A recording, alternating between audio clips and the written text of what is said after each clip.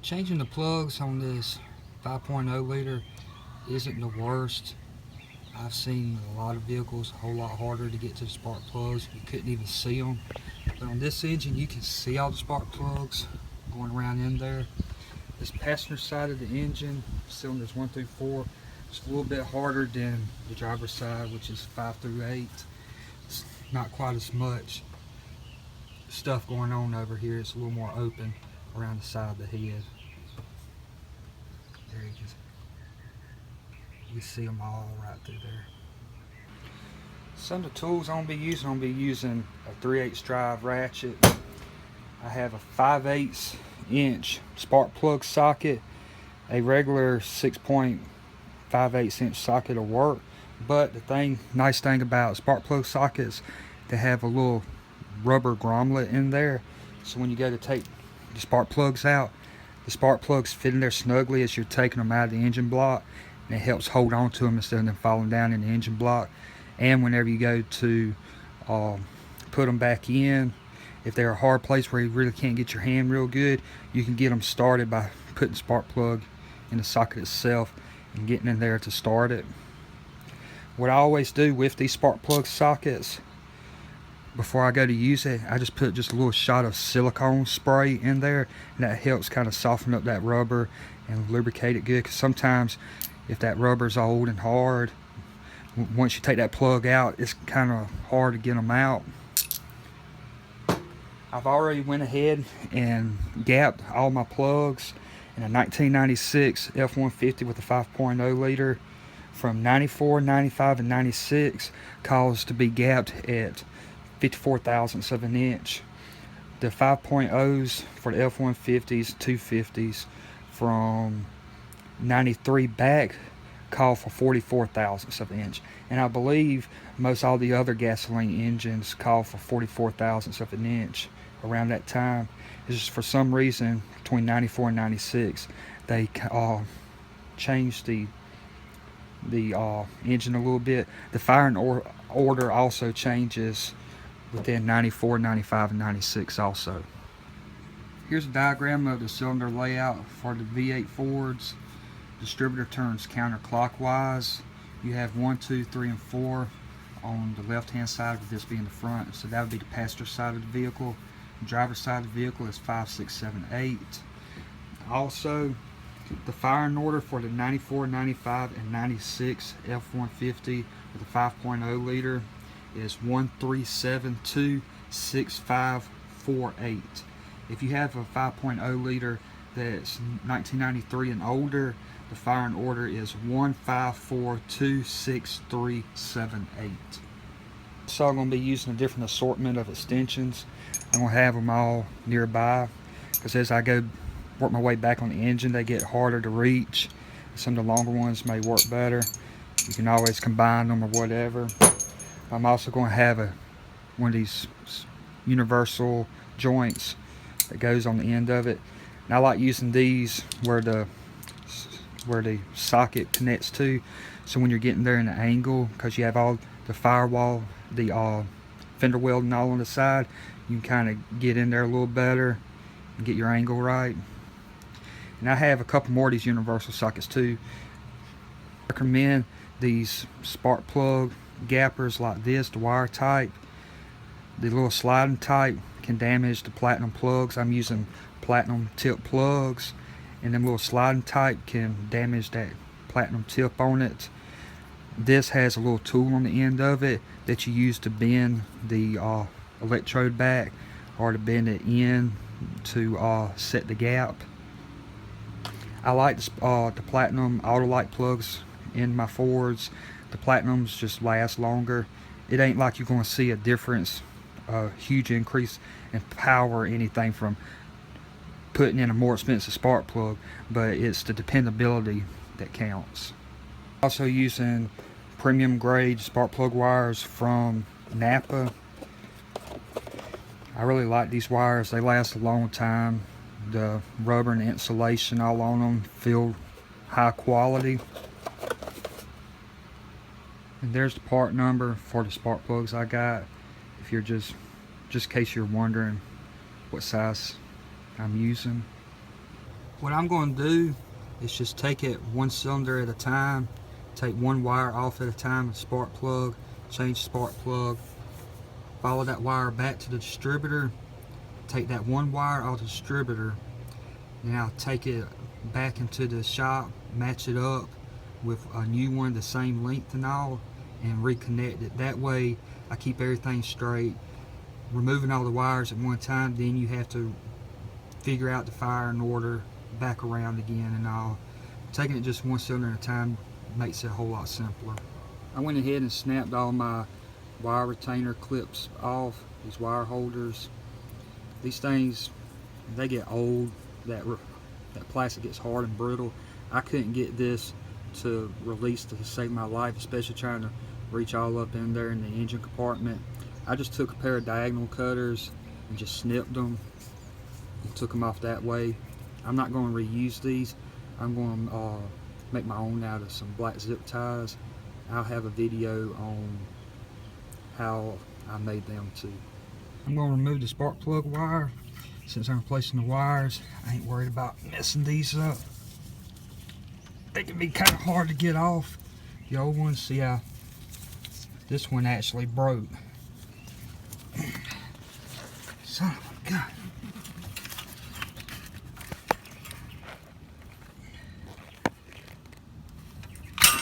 There we go. And the actual crimp connection that clips onto the end of the spark plug actually is corroded on there. I'm gonna take a pair of needle nose pliers, try to pull that off.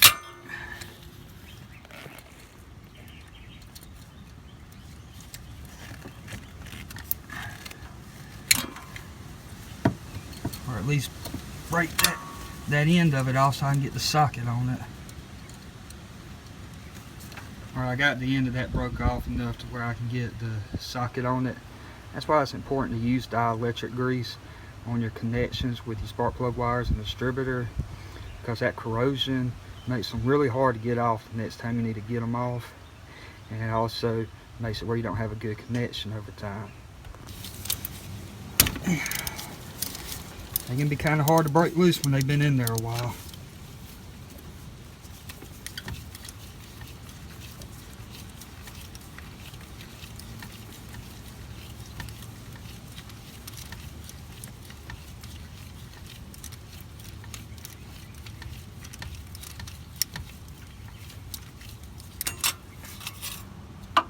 There it comes. You can kind of see it right there. It don't look too bad, but you can tell it's been in there a long time. Careful not to cross thread the threads on the new plug or in the head. So always start them by hand and turn them a few times. If you're having to put a wrench on it to get them started, a lot of times that's being cross threaded. If you're having a hard time getting your fingers in there, if it's somewhere you can't get your fingers, take that spark plug socket and the extension and just start it by hand without the ratchet. I got to turn a few threads in there. Run the threads in until they're tight, till they tighten up. And then once it gets tight, just give it a little oomph, like a quarter turn oomph, and stop right there. You don't want to tighten it so tight that you strip the threads out of the head. Sometimes these sockets can be kind of aggravating to get back off here. It's one of the reasons why I always put some silicone spray in there, and I need to put some more in there obviously. Cast iron heads, like on this engine, you really don't have to worry about stripping them out as easy as aluminum heads. Aluminum heads, I would always use a torque wrench on them to make sure not to over tighten them and strip them. On older cast iron heads like this, I generally don't use a torque wrench, I just do it by hand. Yeah, I've really never had any problem doing that. So now I'm going to take that spark plug wire, take it loose from the distributor and go match it up. I'm going to match up the old wire to another wire of similar length. This end's kind of broke off of it. These old wires seem to be just a tiny bit longer, so I'm keeping that in mind too.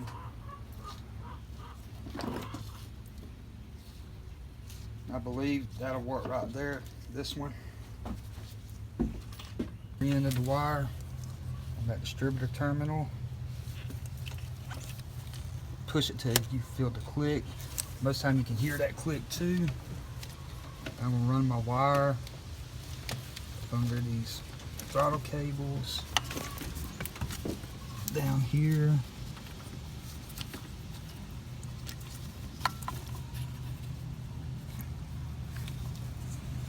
And just push it on there until it clicks.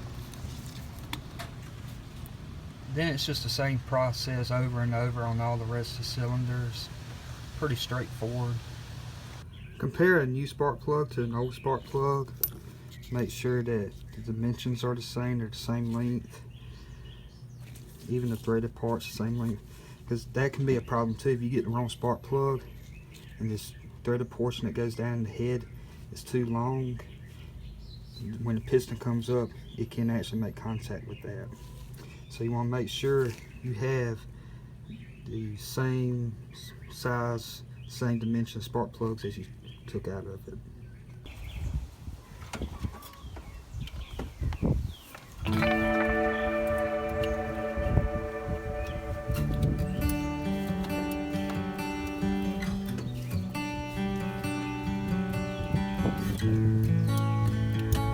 This emissions pipe that runs this side of the head makes it kind of hard to get to the plugs. And the universal joints help out a whole lot on this passenger side.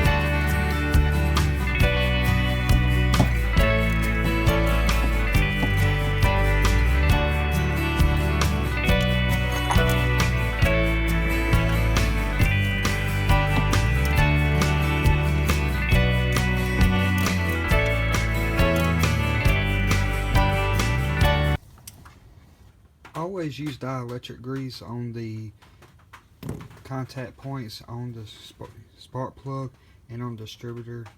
That keeps it from corroding and keeps the moisture out. Don't use things like petroleum jelly that are oil and petroleum based or like regular grease. The petroleum based products can damage the rubber of the spark plug boot and spark plug wire.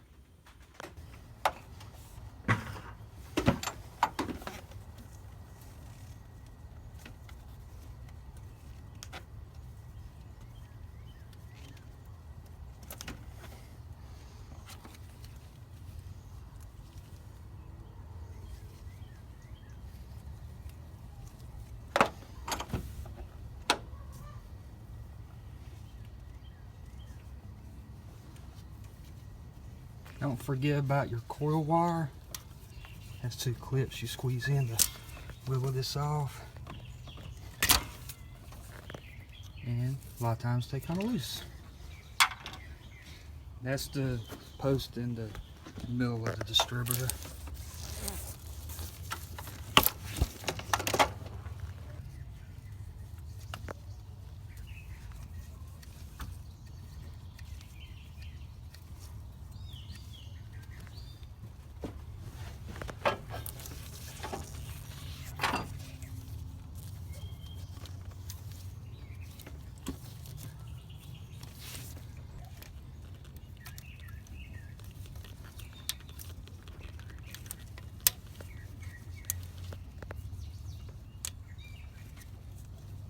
Make sure that one snaps good too.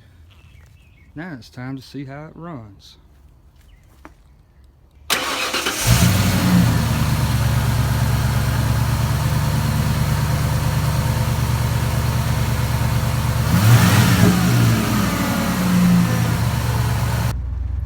After you get done changing your plugs and wires, take it for a test drive, let it warm up, make sure it's not skipping or anything, make sure it's still running smooth. If you are just changing them for maintenance intervals and you haven't had any problems yet, then you shouldn't notice too much of a difference. It's going to run about the same. But if you had some really worn out plugs, or you had a problem with one of your plugs or wires, then you should notice it running better once you get done. Let it run a little bit, make sure your check engine light don't come on. There's always a possibility you could have got a bad spark plug or a bad wire.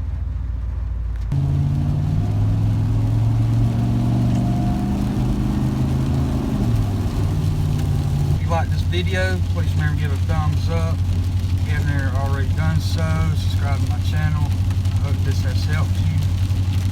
Thank you for watching this video.